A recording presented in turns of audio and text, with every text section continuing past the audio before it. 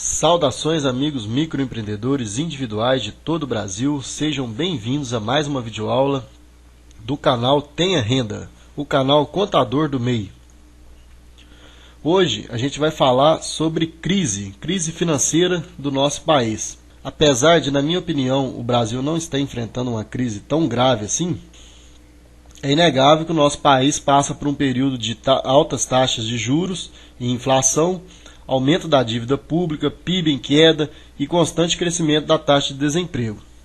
Mas hoje, gente, além de falar sobre isso, né, uma coisa que todo mundo sabe aí já, a gente vai falar, o nosso foco principal vai ser falar sobre os aspectos positivos que uma crise pode trazer se você souber enfrentá-la. A crise ela pode ser um sinônimo de oportunidade, de olhar para fora da caixa, agir além da zona de conforto, e assim encontrar soluções mais criativas e que até então andavam escondidas em ponto cego. Vamos lá então. Como uma crise pode afetar a sua empresa? São inúmeros os impactos de uma crise, que nada mais é que um longo período sem crescimento do país em comparação com tempos anteriores. Todos os setores sofrem o impacto dessa situação, independente do tamanho do segmento. Para pequenas e médias empresas, algumas consequências são mais sentidas. Entre elas, menos clientes. Em um momento onde todos falam de dificuldades e escassez, é natural que o consumidor pense duas vezes antes de colocar a mão no bolso. Compras passam a ser reavaliadas e realizadas com segundos critérios mais racionais. Natural que o ritmo de venda de produtos e serviços seja abalado de forma imediata. A inflação é a vilã do poder de compra, que causa impacto direto na alta dos preços. Com taxas acima da média, a grande consequência para micro e pequenas empresas é que o custo da maior parte dos itens aumentou expressivamente, enquanto o faturamento caiu. Resultado, menos poder de compra do consumidor e menos lucros para as empresas. Importação versus exportação. Com a alta expressiva do dólar, tanto as empresas que importam como as empresas que exportam sofrem as consequências. A diferença é que quem exporta se beneficia de uma moeda que está valorizada a mais de 3 vezes do que o real. E quem importa tem que pagar um preço que chega a ser 3 vezes maior do que a moeda interna. Dito isso, gente, eu sei que vocês estão cansados de ouvir isso aí em jornais já, agora a gente vai falar do que interessa nessa videoaula. Vamos falar sobre as medidas para redução de custos. Por onde começar? Como avaliar quais são os custos que podem ser reduzidos em minha empresa? São muitas as questões que rondam o pensamento dos empreendedores nesse momento. Entretanto, tem uma palavra que é fundamental para conseguir reduzir custos e tomar decisões mais acertadas: planejamento. O planejamento não é uma tentativa de predizer o que vai acontecer. O planejamento é um instrumento para racionar agora sobre que trabalhos e ações serão necessários hoje, para merecermos um futuro. O produto final do planejamento não é a informação, é sempre o trabalho. Planejar todos os próximos passos em alinhamento ao objetivo estratégico da empresa é fator decisivo para o sucesso. E apesar da ansiedade que a crise gera, impulsionando uma vontade de agir impulsivamente, vale respirar fundo e seguir alguns passos. Passo 1. Meditar. Arranje tempo para focar sua atenção em si mesmo. Por mais que isso possa parecer não ser uma coisa útil, 10 minutos diários bastam. A prática oxigena o cérebro e ajuda a manter o foco, a concentração e a disciplina, e por consequência leva a ações mais acertadas e serenas. Análise. Avalie minuciosamente todas as despesas atuais. Identifique em quais aspectos a crise mais te atinge. Reorganize os gastos em categorias como gastos necessários, gastos a negociar e gastos supérfluos. Depois de feita a seleção, comece cortando imediatamente todos os supérfluos. Em seguida, parta para a negociação de gastos que podem ser enxugados. Por fim, pense mais a respeito dos gastos necessários e questione se são imperativos ou se também podem entrar na categoria de gastos a negociar. Avalie se é possível negociar valores e prazos de pagamentos com os fornecedores. Com frequência, em tempos de crise, reavaliamos os valores das nossas atitudes, tanto em termos financeiros quanto em termos de propósito e objetivos, e identificamos oportunidades que, sem a pressão do momento, passam despercebidas. Vale checar as melhores fontes de rendimento de sua empresa e traçar estratégias para aumentar esses ganhos.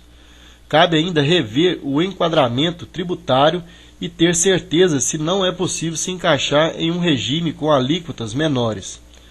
É o caso aí do microempreendedor e do microempreendedor individual. O microempreendedor, a empresa ME, ela tem as alíquotas dela, as despesas dela são mais altas do que o MEI, né?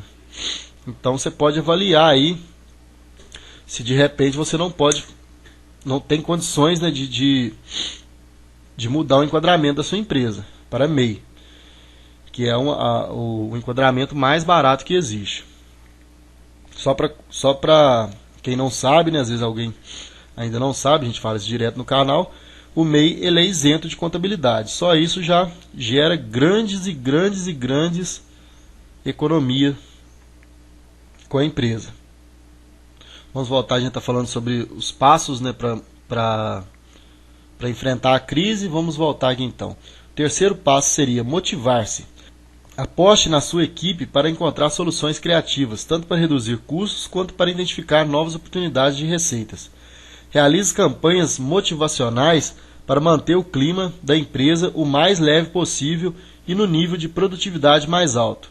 Dê abertura para que sua equipe se comunique abertamente com os líderes e para que tenham liberdade para propor ideias sem medo. Também procure educar seus colaboradores para as vantagens de se fazer mais com menos. Inovar. Pequenas mudanças são capazes de gerar grandes resultados. Identifique no dia a dia quais produtos, serviços ou processos podem ser aprimorados. Ouça os clientes para tentar descobrir alguma brecha de necessidade que possa ser melhorada ou mesmo suprida com pequenas adequações em seus serviços e produtos. Questione. Fazer as perguntas certas pode ser a metade do caminho andado para encontrar uma solução. Questione-se o tempo todo se a empresa está fazendo tudo o que é possível para enfrentar a crise e se manter firme em rota de crescimento. Pergunte-se diariamente se há algo mais que é possível ser feito, tentando antecipar as possíveis consequências de cada decisão. Pondere sobre as melhores opções de ação que surgirem dessa reflexão e coloque em ação. Agilize. A teoria da evolução das espécies de Charles Darwin pode se aplicar para ambientes de negócios em tempos de crise, porque sobrevivem os que se adaptarem mais rapidamente e não necessariamente os melhores ou mais fortes. Nesse aspecto, pequenas empresas tendem a ser beneficiadas pela capacidade de se reorganizarem com mais agilidade do que as grandes. Aproveite-se dessa adaptabilidade e saia na frente. Divulgue. Faça uso de ferramentas gratuitas à disposição de qualquer empreendedor, como as redes sociais, por exemplo, e divulgue seu trabalho.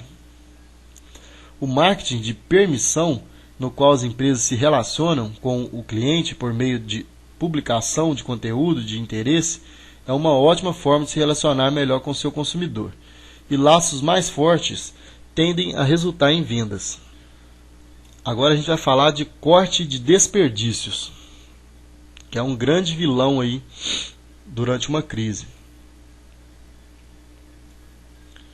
Então vamos ver o que a gente pode identificar como desperdício e como cortar, acabar com esse desperdício, né? Vamos falar sobre 7 passos para identificar e cortar desperdícios. Felizmente já existe uma boa bibliografia sobre gestão de desperdícios. A prática se concentra em eliminar o que não é necessário e acabar com tudo aquilo que aumente o custo de seu serviço e produto, mas sem gerar valor. Numa crise, a gestão deve ser ainda mais focada em cortar a ineficiência pela raiz. E a bibliografia deste tema destaca 7 fontes de perdas empresariais. Vamos falar sobre elas então. Superprodução. É tudo aquilo que é produzido além de o necessário, contribuindo inclusive para uma cadeia de novos desperdícios internos. Pense se você está produzindo em excesso. Questione-se se é possível trabalhar sob a demanda ou diminuir o tempo entre produzir, estocar e vender. Estoque. Uma das consequências de superprodução é o estoque excessivo. Ele configura não só um desperdício de produção, mas também de espaço. Logo, você está pagando mais para guardar itens numa área maior do que realmente é preciso. Tente encontrar o volume mínimo de estoque para reduzir o custo do seu espaço. Espera. O tempo entre o recebimento de algum item, seja matéria-prima, seja até mesmo informação, para o início da produção deve ser o menor possível ou mesmo inexistir. Há muitos custos envolvidos nessa espera, como a menor produtividade dos colaboradores, o encarecimento da mão de obra, o atraso na produção e o consequente aumento do preço final do seu produto ou serviço. Pergunte sobre como acelerar o ciclo de processo para recebimento de materiais. E em caso de ser impossível reduzir esse tempo, tente identificar quais outras atividades poderiam ser executadas pela equipe enquanto se dá a espera. Transporte. Você já se questionou se há rotas de transporte desnecessárias dentro da sua empresa para levar seus produtos de um ponto a outro? Ou mesmo se a disposição interna pode ser melhorada com a finalidade de diminuir distâncias? Como o transporte não agrega valor direto ao cliente, vale a pena avaliar opções de automatização. Defeitos. É tudo que é produzido sem atender à qualidade padrão exigida. Um defeito acaba desencadeando a necessidade de refazer ou consertar o produto, aumentando o custo de produção. Avalie na sua empresa se há falhas constantes e crie processos para identificar antecipadamente os erros, para reduzi-los ou, melhor, neutralizá-los. Movimentação. Você já se perguntou se os seus departamentos estão organizados de forma a facilitar a comunicação entre as áreas que mais se falam? Há desperdício de tempo entre deslocamentos assim, que podem ser sanados com uma reestruturação de layout, por exemplo. São questionamentos simples e que provocam um olhar diferente sobre o dia a dia, a fim de otimizar a produtividade do negócio. Processamento. A maneira como uma empresa sistematiza suas atividades pode implicar em eficiência ou ineficiência, em mais gastos ou menos gastos. Engaje todo o time para identificar se as tarefas diárias podem ser realizadas de forma a tomar menos tempo, se é possível eliminar algumas ações ou se há necessidade de identificar novos processos mais efetivos. Seguindo esses 7 itens, é possível verificar que muitas vezes o aumento do lucro e a redução de custos passam pela avaliação e erradicação de todas as possíveis fontes de desperdício da empresa. E isso independentemente de crise. Beleza, gente? Eu espero que vocês tenham gostado.